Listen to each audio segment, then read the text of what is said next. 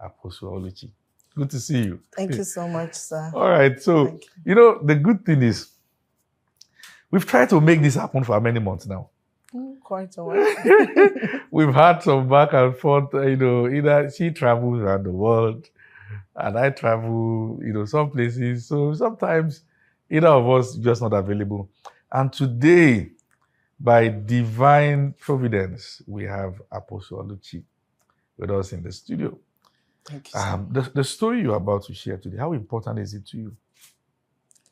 Very important. It's dear to my heart because it's my life journey from my young age until now.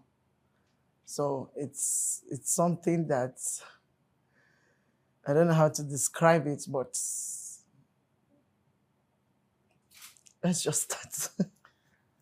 All right. My heart is beating fast already. We are here and we're here. And on stories, everyone's story matters to us. That's right. And we really want to learn from yours. The floor is yours. Start from the most convenient place for you. Thank you so much, Apostle Femi. Thank you. Thank you. So my name is Oluchi Akuris, and I was born into a family of 7. Yes, I'm from Anambra State, Igbo by tribe. And I'm the 3rd child and 2nd daughter. Amazing. My father was a disciplinarian. When I say disciplinarian, he was a disciplinarian to the core. And he loved education because he didn't go to school.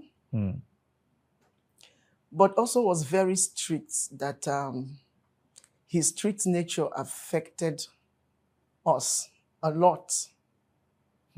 Affected us a lot. Okay? So the family where I came from, you're not permitted to keep friends. People don't visit you. My father tried so much to put us in the best schools while we're growing up. Like, if the school is sound, you have to go there. So we started out fine. But if you ever fail any of your exams, you are in trouble. We had this koboko. Like the dried animal skin. Yes. Whoever invented that thing. We had it. So the 7 of us. Okay, let me just count out our last born because he was lucky. By the time he came, my father was no longer. He had retired. He had retired. So the 6 of us, or let me say the 1st, 2nd, 3rd, 4th, we had this cane according to your age. So there's one with 5 strokes. There's another one, 5 mouths. There's another one with 4, 3. And when my father is beating you, nobody dares comes close to want to save you from my father. It's not possible. Sometimes he targets you when you are asleep. When everybody is asleep, then he will beat you. You can't escape. You can't run. So I remember growing up, very brilliant young girl. I had my prospects. I had things I wanted to do. I told my dad I wanted to study mass communication, but because I wanted to be on the screen. He discouraged me. He told me that people who read mass comm, newscasters, journalists, especially the females, they won't get married. That men wouldn't have anything to do with them. So he killed that prospect in me. I just wanted to be on the screen. I just knew that somehow my life was going to evolve around the screen. I was not going to, miss being on the screen. So sometimes I sit down, I take newspapers and I sit down to start casting news just in my house because that's who I wanted to be. So growing up, my father had a block industry. He came to Abuja in the 70s. He's one of those who came to this city early. Yeah, so he had lots of stuffs. So he had this block industry that was supposed to be for the feeding of the family, but later became a place of punishment. If you err, my father will send you to the block industry, and you're going to work in the industry not as the daughter or child of the CEO, but as a laborer. You carry block. I carried block. I know so much about block industry. I know the 6 inches, the 9 inches. I know that the wood used in carrying blocks is called pallets. I know where you mold block is called bunker. I know how to mix the sand, the sharp sand. I know how to mix it with cement to produce the texture that will So bring you about. like this, you have carried blocks before? Yes, a lot. I worked in my father's block industry. We don't look like what we have been through. I thought I was the only one that have carried blocks. I've carried blocks. My father's block industry, he was a very popular person in this city. He was known for what he was doing. So you see us at the back of that truck or his pickup. He had a pickup, so we'll be at the back. You don't sit in front of the car like this, your father's. You sit at the back of the truck. With the laborers. With the laborers. You know, I mix sand, I carry blocks. The following morning when you come, you know, the blocks are dried. You lift them up. Then we start packing the pallets. We load the blocks into the trucks. We follow them to go and deliver the blocks to the sites. You count. If anyone breaks, you're in trouble. So if it breaks while you're loading, you have to bring it back, break them, remix the following day, and mold and all of that. And then you have to eat once a day. My father would tell you that you have to eat once a day alongside with those guys. So if you ever fail your exams or you misbehave, that block industry becomes your place of punishment. So I remember one day, at the course of working at that block industry, I developed a very terrible heart issues. They called it rheumatic heart disease. And at the time, there was a hole in my heart. But over time, God healed me. It's because of the kind of rigorous, work I was doing at the block industry. My father could keep you out of school for as long as the whole term or 2 terms, as the case may be, For the whole term? You can stay out of school for a whole term. What? And my mom dare not talk. My mom dare not talk. If she talks, you are the one that spoils these children. Wow. So even my mom was forced to work in the block industry. No way. I'm telling you, every one of us, apart from the younger ones now, every one of us, my mom. Hope it was not as a means of punishment. It was. My father never believed that a man should leave inheritance for his children. He never believed. He will always tell us his late dad didn't leave anything for him. So he struggled to be who he is. So you should also struggle to be. A man should not leave inheritance. Yes, my father doesn't believe in leaving inheritance for his children. He never believed. So we're always struggling. We're always going to the block industry. And sometimes we stood up for our mom, especially me. While I was growing up, I would always tell him, no, you can't subject my mother to this. She won't do this. So I was You were never really close to him? Never really close. I was close to my dad when I was coming up at a very young age, but when I became inquisitive, I started asking questions. I want to know everything he's doing, ask why he's doing the things. So he started distance. No, he died 2015. We lost him 2015. So I started having heart issues, but he won't even let me be, So I kept on, going like that with my siblings until I see my dad beat my mom when my mom was pregnant with her last child. And he was marching on her tummy. Are you carrying Jesus? Are you carrying Jesus? Whatever you are carrying, I don't need a child. I watched him step on my mom's tummy like he was marching on a full-grown pregnancy. I don't know how God did it. My mom gave birth to that child at 11 months and 2 weeks. Call it a year. That child is almost 30 now. She should be 30 this year by June. So it was a difficult experience for us. My father wasn't born again, so he was just a churchgoer, like a Catholic, but my mother was born again. So her approach towards things were quite different. Yes, she was extremely patient. But as I grew up, I had to distance myself from my father, seeing the maltreatment he gives to us. We are always shut in the house. You don't go out. If you go to church, you're sitting with your parents, you're coming back, you're home.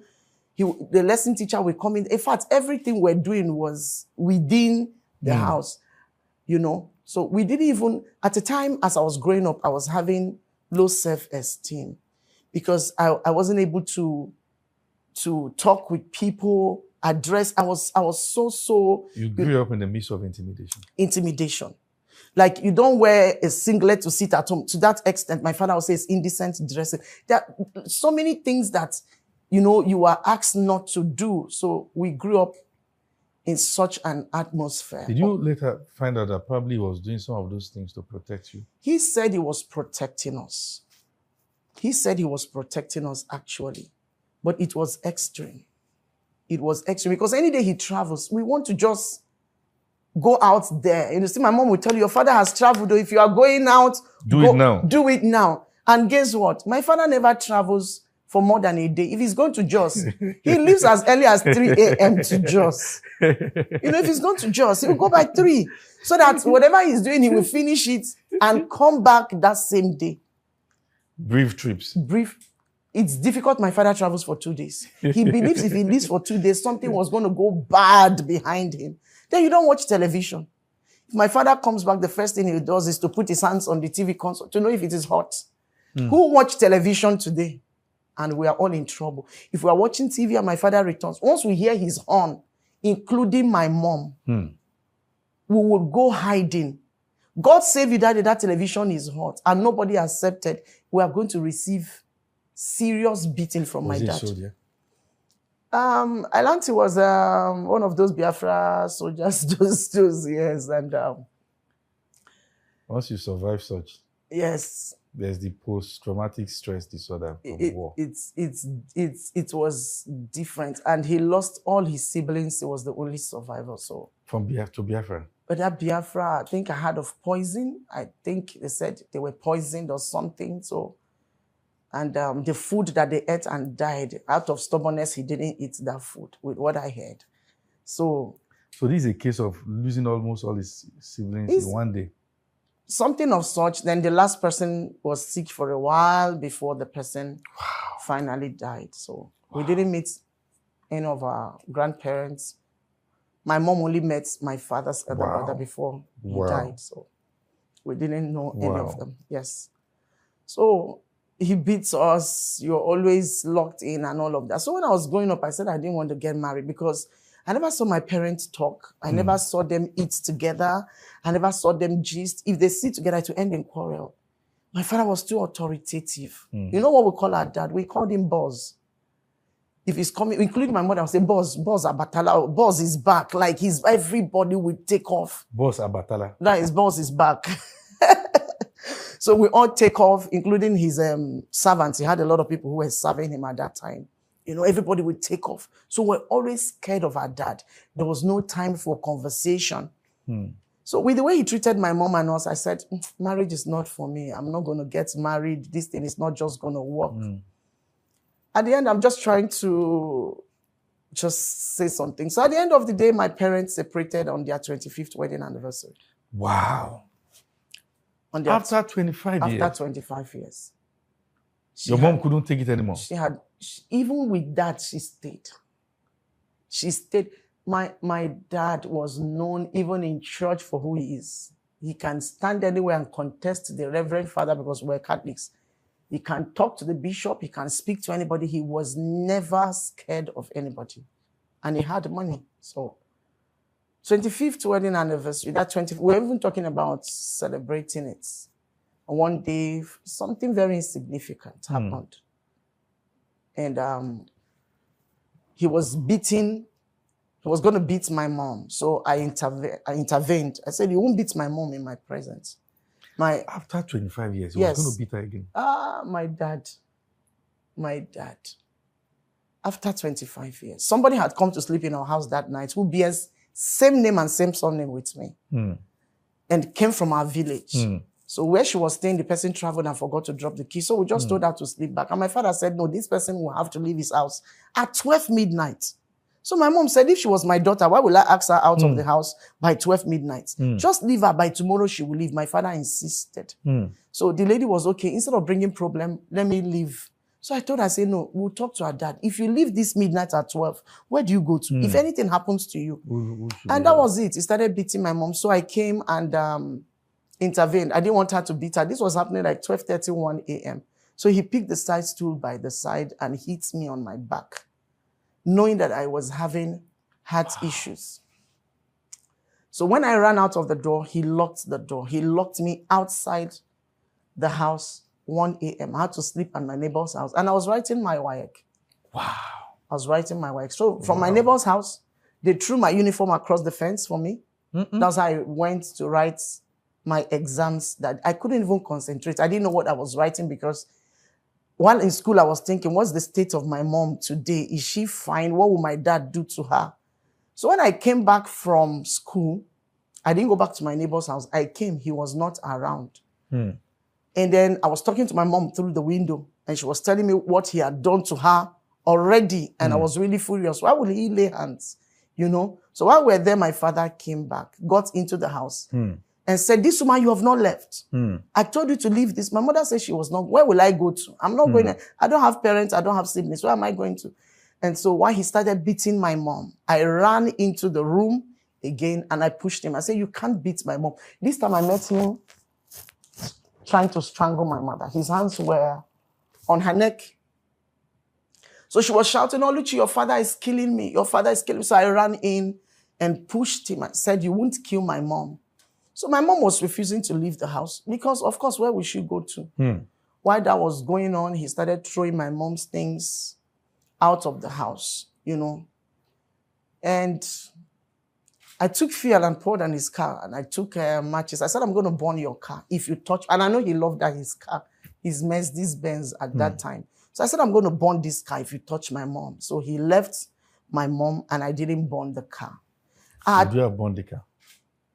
Maybe I would have. Maybe. Because my mom had really suffered.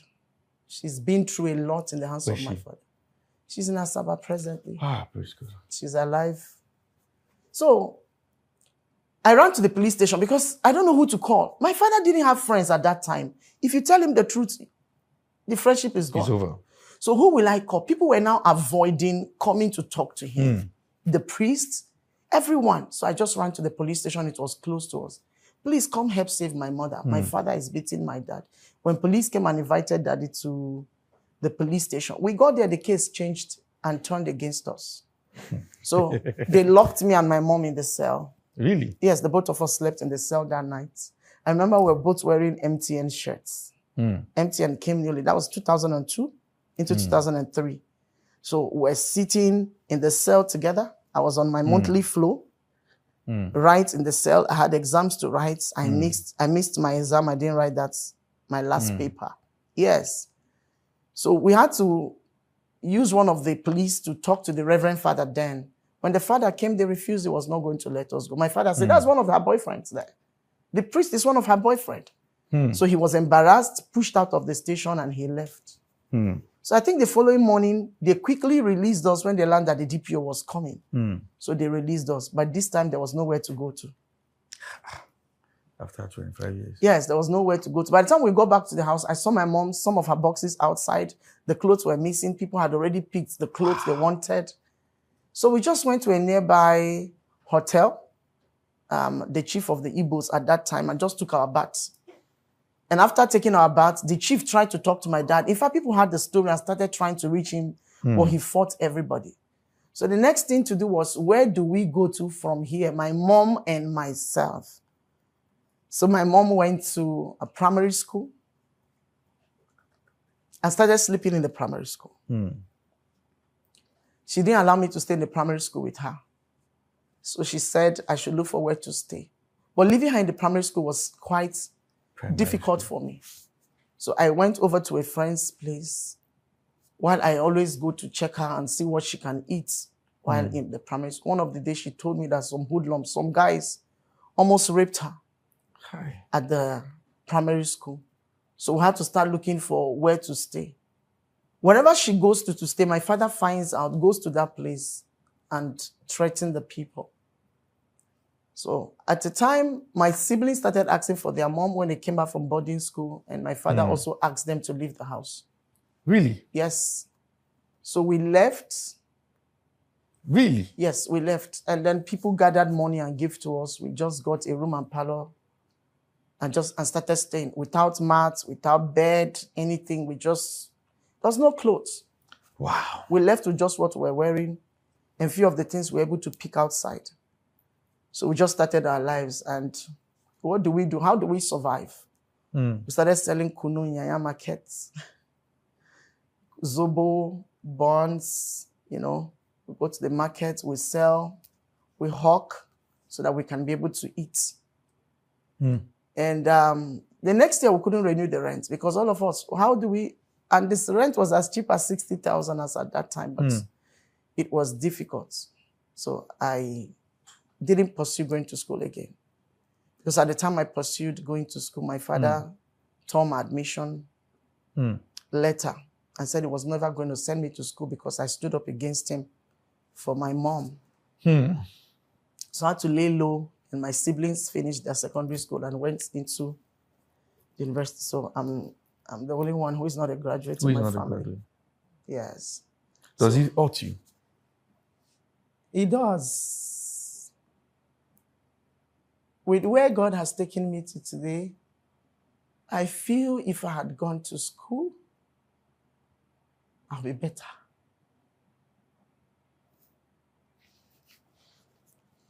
I was very brilliant. There was a place I saw myself. Even to yesterday, I told myself it's time to get back to school. I fought my way to start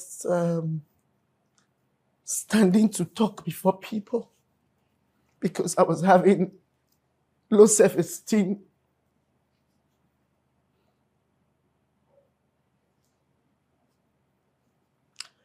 But one day God said to me, I'm going to use you to show professors that I can raise a man. He said, leave your education. I'm going to teach you the things you don't know. And so God began to take me through these deep trainings. He comes to the dream, takes me to class in the dream and teach me. Some things he says to me in the dream, if I don't know them, as I wake up in the morning, I'll see somebody holding a dictionary. And I'll ask the person, please, what's the meaning of this word? I had it in my dream last night. One day he told me, so I'm going to change the way you talk. I'm going to change your tonations because I was really, really shy of talking. I just felt, what will I offer? What can I give?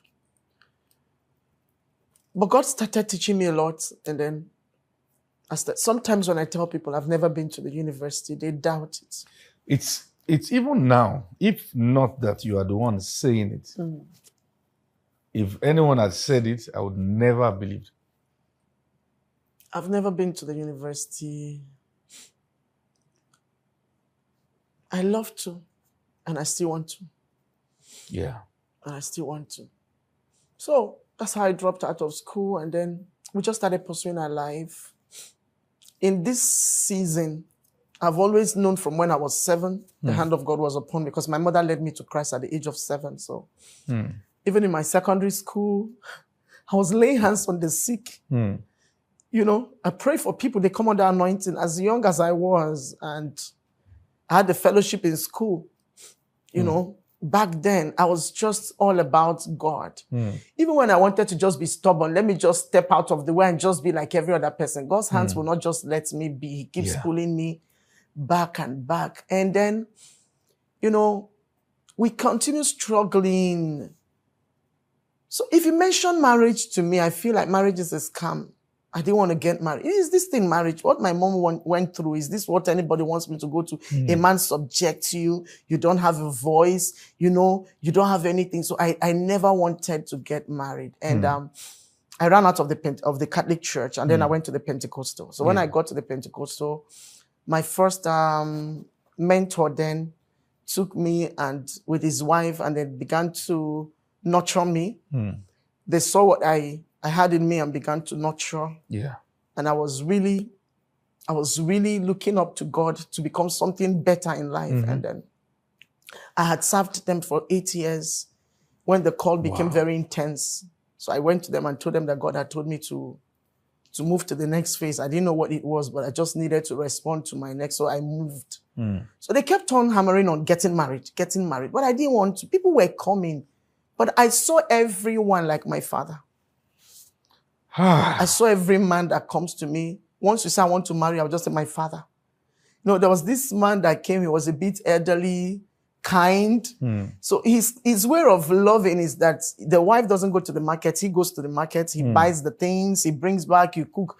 So I just saw him as, this one is going to cage me. Why won't I go to the market and shop?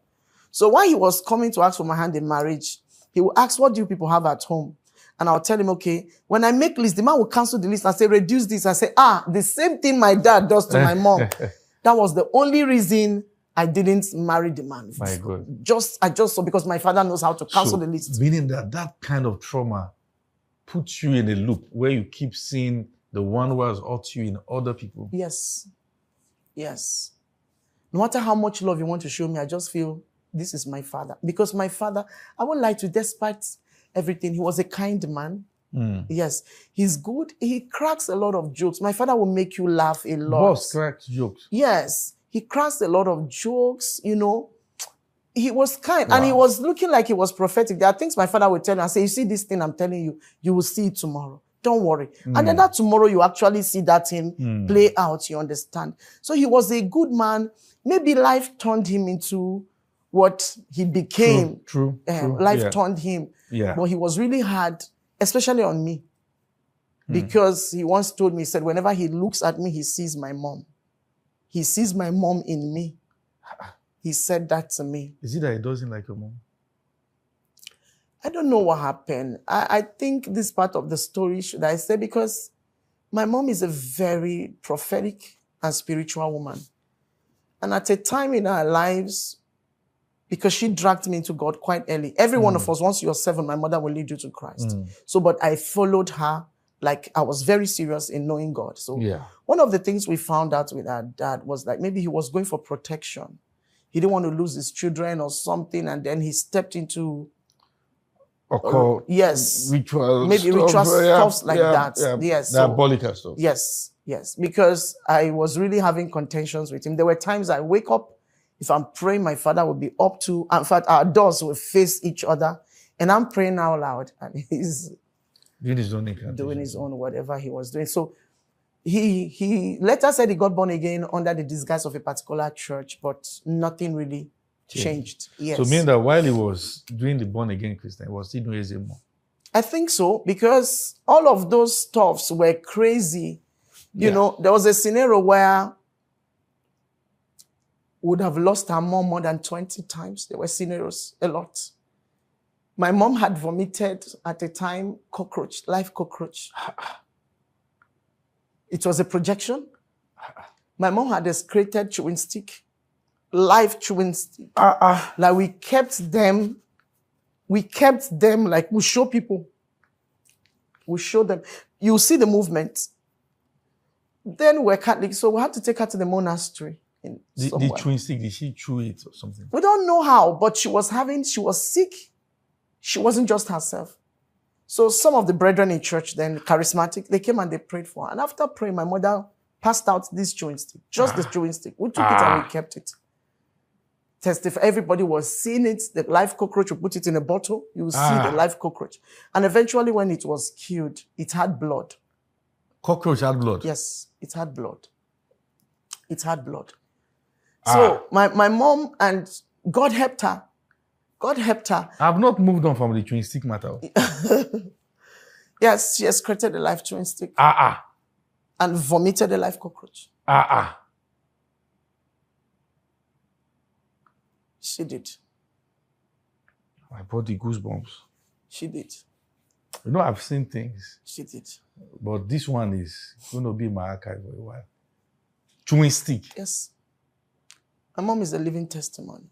She's had episodes of stroke that God just somehow reverses for her. A lot. Wow. There was this morning we were praying, and while we were praying, my mom just told us that she was going, and then she passed out in our presence. Wow. I remember I was in secondary school. Wow. We prayed. We prayed for like an hour. She sneezed and came back to life and told us who to call. She just mentioned the name, call me Brother Joe. And she went back. Wow. So by the time I ran to the house with my elder brother to call the man, he was awake and dressing up. He said God told him to come to our house. So he came. It was hours of prayers and battles, and she sneezed back to life. So I saw my mom growing up. 21 days she would not eat food. I see my mom stay. You know, my mom would tell me she's doing a program today. So what's the theme of this program? She says it's called Searching the Hidden Things. I'm like, what are you searching? So she would come back and tell me, I discovered this about your father's lineage. I discovered this thing. So the things nobody knew about my father's family, my mom will reveal to you through prayers. Yes, because she was always fasting. So along the line, when I started fasting for 21 days, I asked myself, where is this coming from?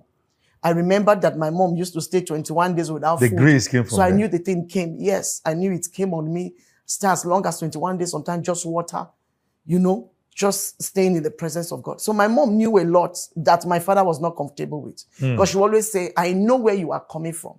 You went to so place and it backfired. So he was not just comfortable with that kind with who she was. And she wouldn't stop going to church. One of the things he fought so much was for her to stop going to the charismatic.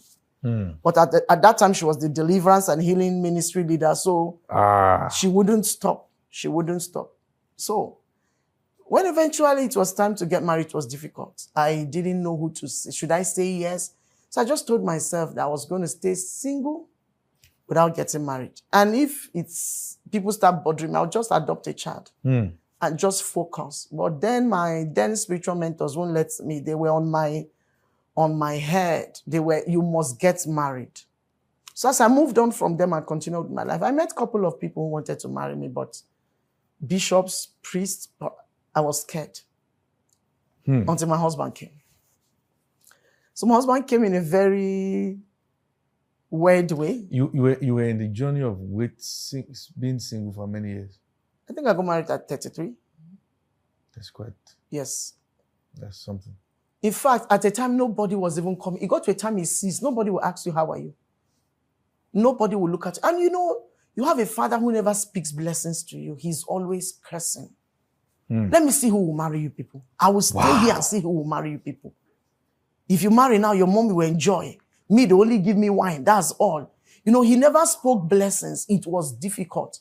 I remember one time my younger sister called me and said, sister, we don't chop your bride price. Oh, I said, my bride price. How? He said, a man came that he wanted to marry me. I said, I don't know anybody. My father accepted without seeing me. Then the family was already separated. We were with our mom. He collected some things from the person. I didn't know who the person is till today. I never tried to find out. But I just called him and said, whatever you have taken from people, return it back. Were they able to retrieve the bride price? I don't know how it went. I didn't bother how that ended. They shared it immediately. I didn't come back. The person came and brought money, brought things. So I didn't try to. Once my sister told me, I ran away. So my father later fell ill. Before he was diabetic. Before then, we kept on managing him. So we stayed out of our father's house for 9 years with our mom. It was 9 years of pain, 9 years of sorrows, 9 years of, I don't know what to call it, but it was 9 years that we don't want to remember. So one of these time, as the call of God became strong, God told me to go back to my father and speak to him. So I went to him, I said, Dad, God asked me to tell you to bring back your family and make peace. He started laughing at me. Look at the God. So now you hear God. So after speaking to him, I told him, I said, Dad, you might never get to have a second chance if you don't do it now. So he said, except I follow him to the church he was going to at that time. And it's a Pentecostal I don't like. So I told him I will never go. Then he said I should forget about it. So meaning that everyone got disjointed away from him? Everyone.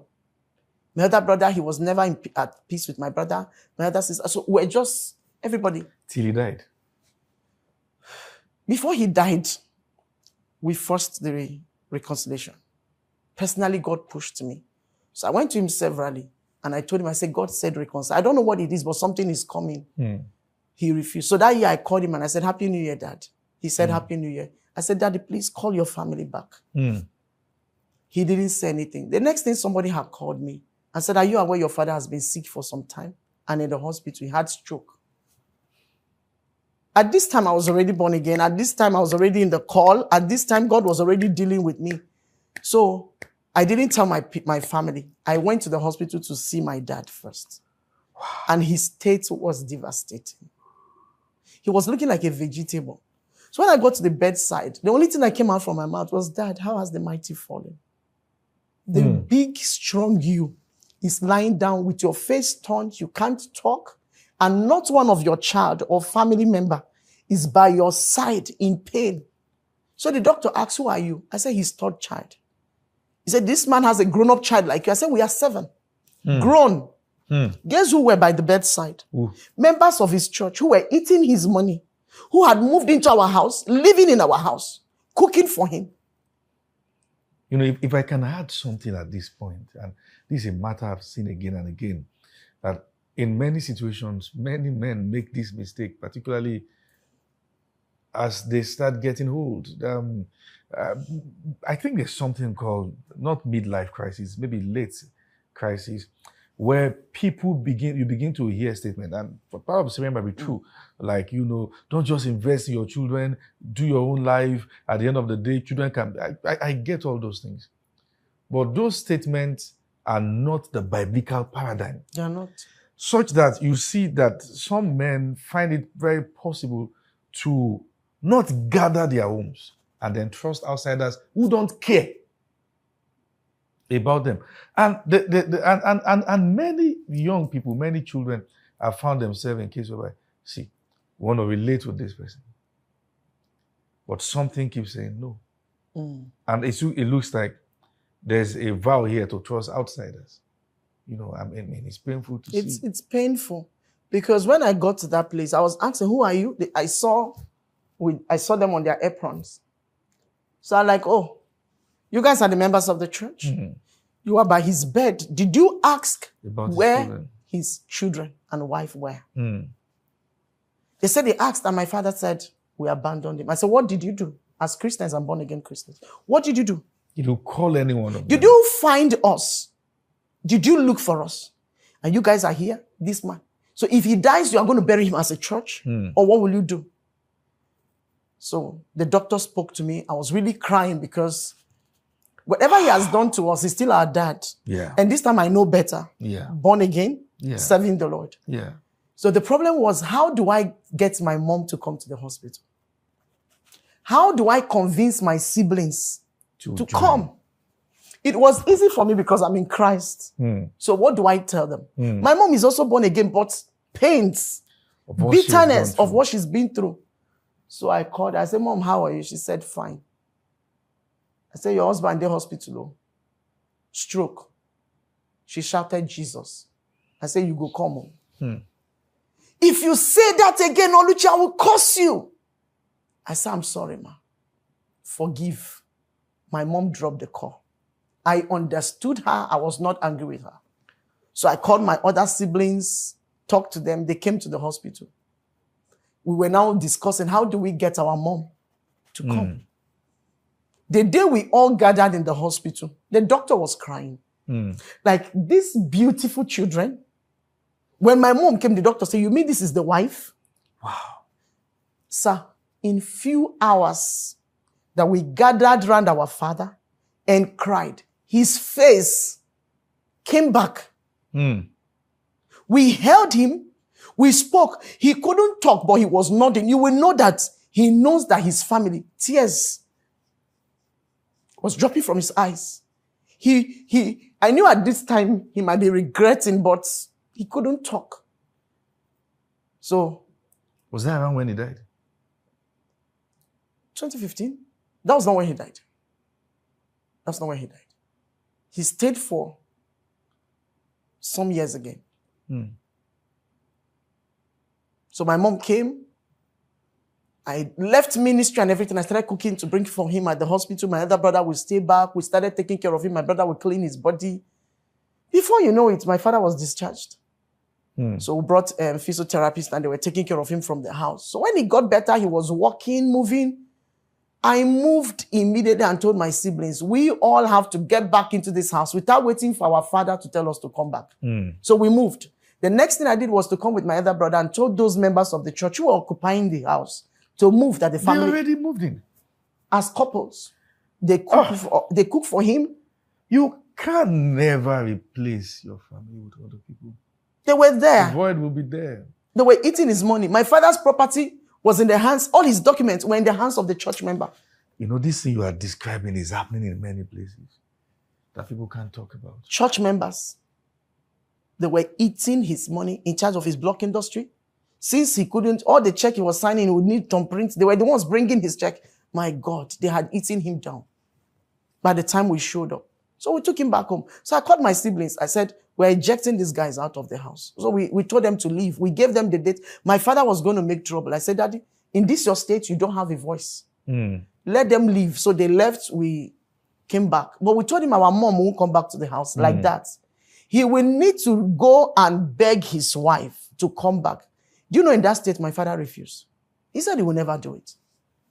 That his legs are bad. I said, okay, send your son to go back to his maternal home and say, on behalf of my father, I'm apologizing to what we did to your daughter. We want her back. My father wouldn't do that.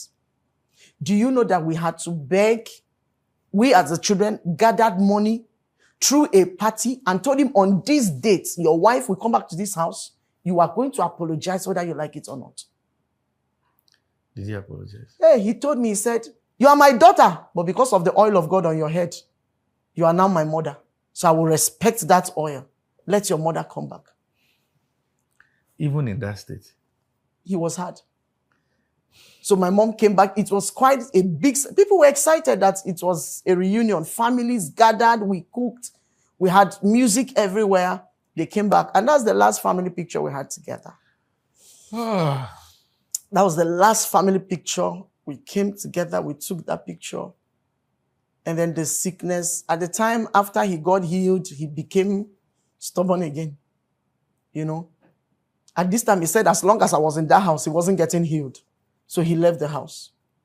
They told him that again? They told him that. He wasn't getting healed. So that time, it was not... I don't even know what happened. He got angry with the church at this time and stopped going to the church or something. So he was just looking for healing everywhere and left the house. In fact, he died where he went to. Then before he died, the Monday before he died, I was just having my counseling section. And I just said, call my mom. I said, Mom, your husband is going to die. And it's so close. I have prayed about it, but God said I should tell you that it's something that is concluded. So just get yourself ready to mourn your husband. And she was looking at me. I told her this on Monday by 7 p.m. Tuesday, 9 a.m. I received the news. I was in our family house. I had come to visit. They was dead. There they came. My mom had just gone out. Can we see your mom? I said, she's not around. Talk to me. The man went, came back, went, and then said, your father is late. I said, I know. God told me yesterday that he was going to die. So, he just dropped dead? I learned that where they were treating him, he went to see a pastor and some people, whatever. He slept and didn't wake up. But before he died, that he gave his life to Christ and made amends with what we had. The man told us. The pastor over there told us. So my elder brother had to go down to Bauchi to go and pick his corpse and then down to the village. It was a long one, but...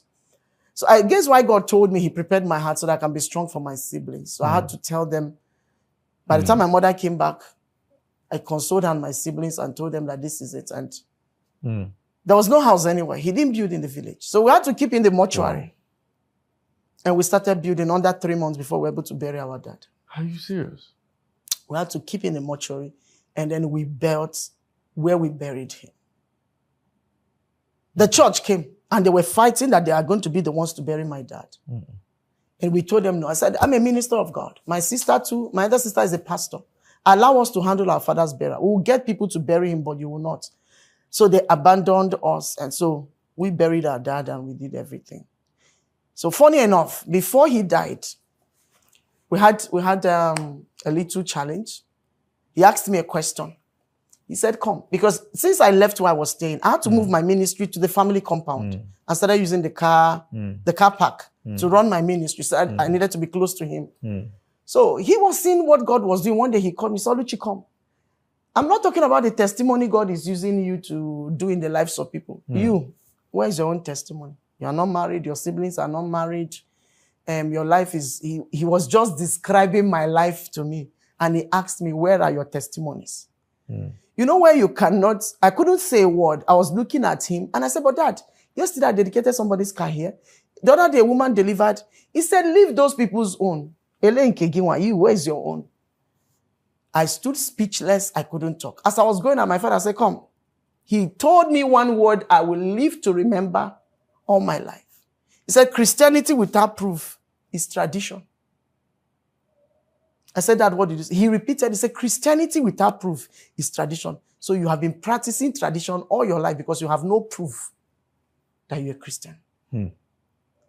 So I told him something. As I left, I came back. I said, Dad, you said I don't have a proof.